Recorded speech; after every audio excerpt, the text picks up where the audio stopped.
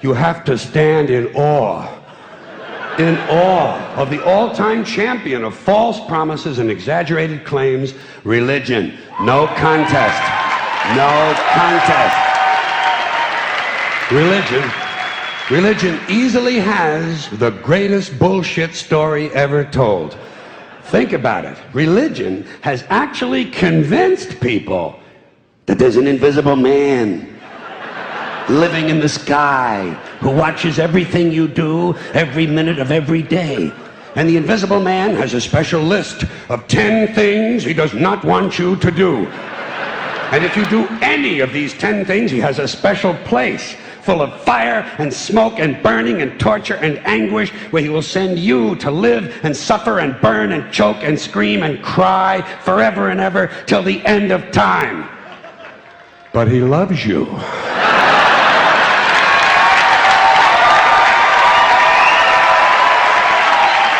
He loves you. He loves you and he needs money. He always needs money. He's all powerful, all perfect, all knowing, and all wise. Somehow, just can't handle money. Religion takes in billions of dollars. They pay no taxes, and they always need a little more. Now, you talk about a good bullshit story. Holy shit.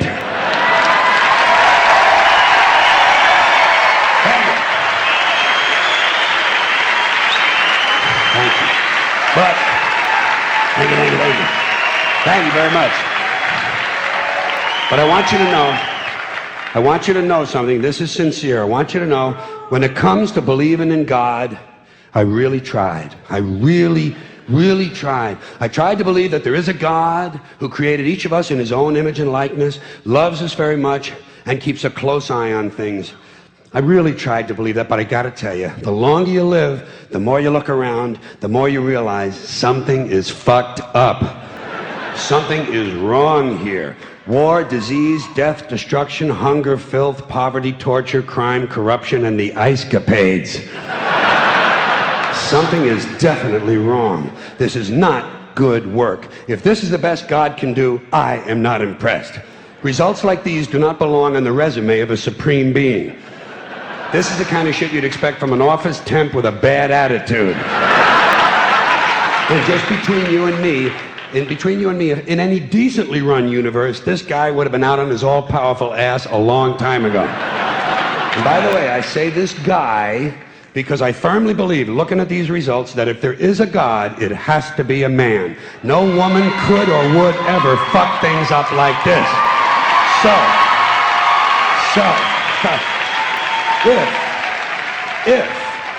If there is a God, if there is, I think most reasonable people might agree that he's at least incompetent and maybe, just maybe, doesn't give a shit.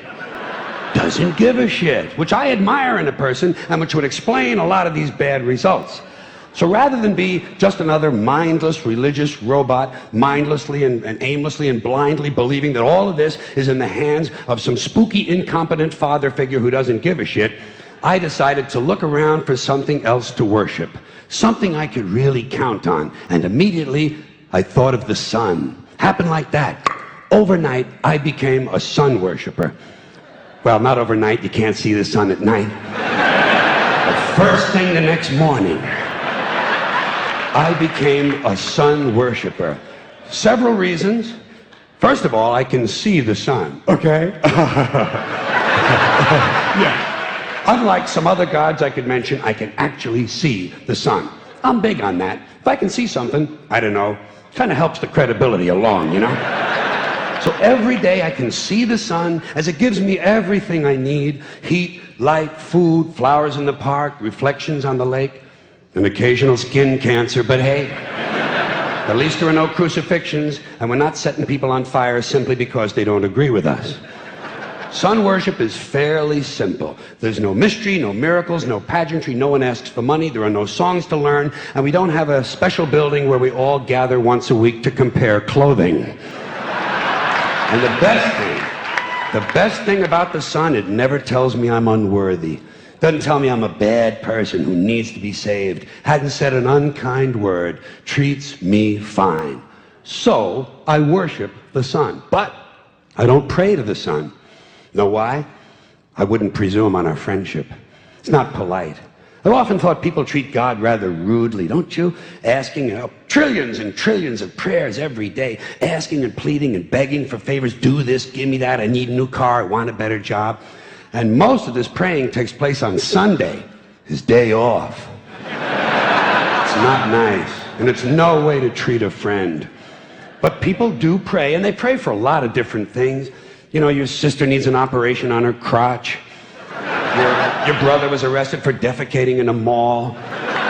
But most of all, you'd really like to fuck that hot little redhead down at the convenience store.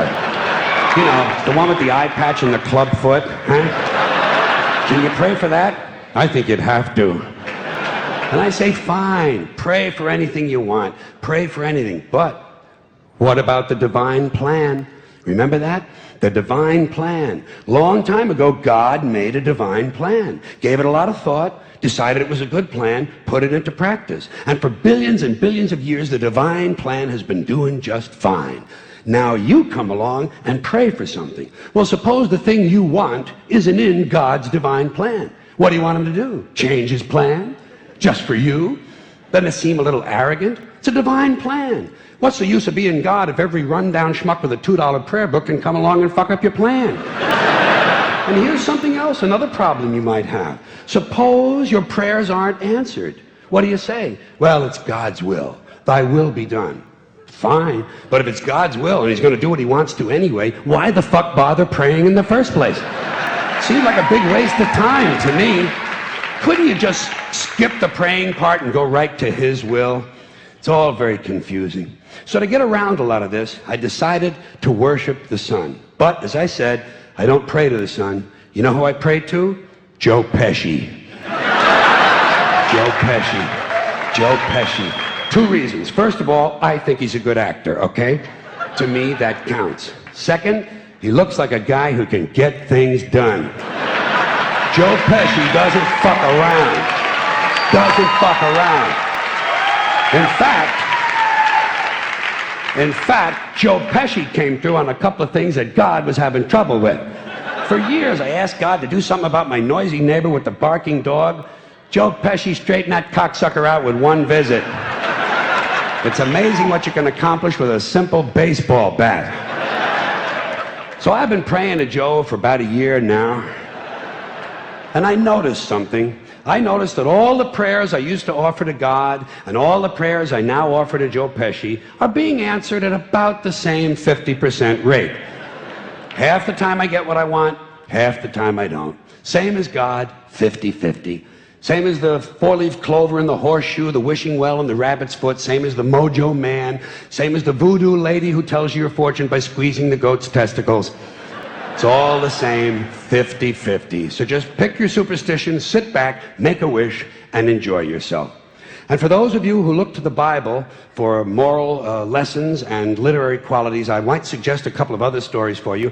You might want to look at The Three Little Pigs. That's a good one. Has a nice, happy ending. I'm sure you'll like that. Then there's Little Red Riding Hood, although it does have that X-rated part where the big bad wolf actually eats the grandmother, which I didn't care for, by the way.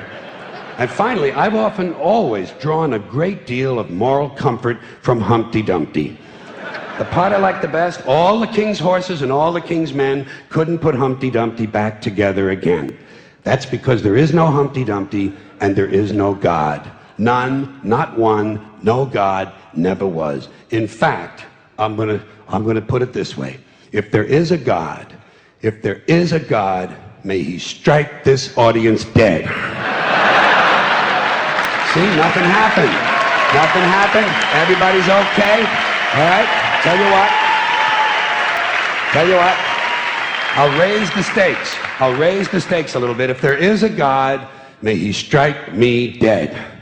See? Nothing happened. Oh, wait. Got a little cramp in my leg. And my balls hurt.